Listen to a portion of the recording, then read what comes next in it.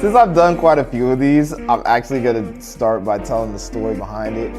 They finally bring us out to the track and, you know, we're setting up our blocks and you could just like feel the air, like everybody was waiting on this moment. And because I'm an athlete and I don't get to see so much of what happens outside of the track, I didn't know how much of a buildup it was for everybody else. For me, it was a huge buildup.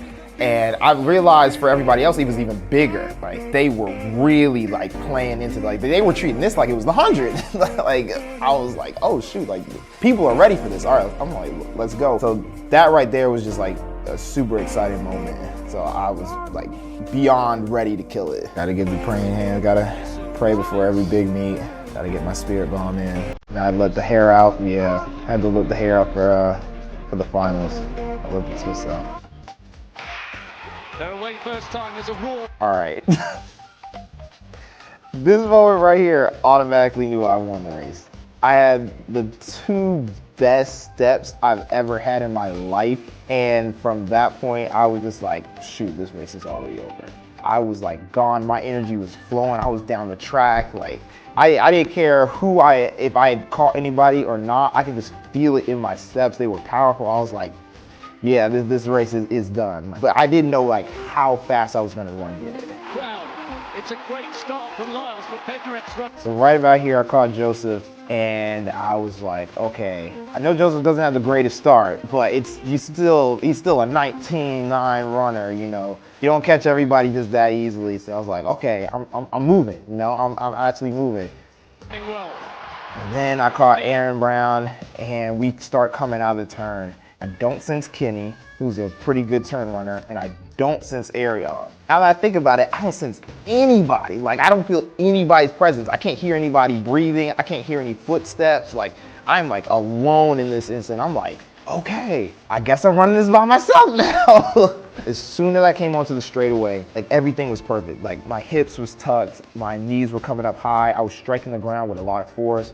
I was pretty much at full speed at this point. Anything I was doing now was like uncharted territory. Like, I was going into that dark night and I was like, I'm gonna come out of this like with top end speed. Like I'm breaking everything. And I was just like, all right, as long as I can hold this, you know, this is gonna be good.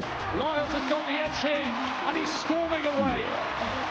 All right, For Noah Lyles. about right here, last 80 meters. I was fighting for my life. I'm not even gonna lie. I was fighting for my life. I felt that my back was like so arched and I felt like I could barely lift my knees anymore. Like everything I was doing was just like at its final moments. Like I had given everything. Like in my mind, I'm just like, if you don't finish this race, then you're the weakest runner out there. Like, if you can't do this, you're a finisher. You have to finish this race. You can't let them catch you. Because I didn't know where anybody was. So I wasn't about to have another situation where somebody just comes up behind me and is like, I'm gonna make them hurt.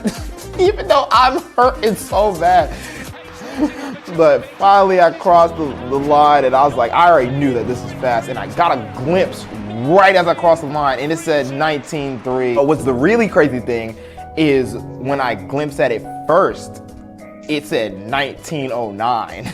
And I was like, I know this ain't about to say 19.09. Like that would be insane. And then it hit the 19.32. And I'm just, yeah, I was just like looking at, because I know it wasn't about to give me the same time as Michael Johnson. Like it was really not about to do this. And I was like waiting for it to change and it just didn't. And I didn't know that it changed. I turned around before it changed the first time. Well, I know that a decent amount of people saw it, but not everybody in the stadium because, you know, it's facing one way. And hang on, it's about to hit. Right here, the crowd starts roaring and I'm like, what happened? To be honest, I thought a field event person like had done some amazing jump or something like that and that's what they were cheering for. I thought we were the last event of the day. And I'm looking up at the scoreboard and it says 31 and I just like lose it. Like, it's like literally it was a moment out of a movie. Like I felt in my heart that it was faster than 32, but still to watch it change was like the moment of like pure bliss. And I just lose it, and I rip the jersey. And I had to practice that. I did not just do that spontaneously. I knew I was gonna rip that jersey because I saw Warholm rip it multiple times, and I was like, bro, that is so freaking cool. I'm not even gonna lie. And I heard that they actually reinforced their zippers because he kept ripping them, and they were like, we can't be having you do that. Luckily, nobody in the US has done this before, so I was like, yeah, I think I'm gonna get away with this pretty easily.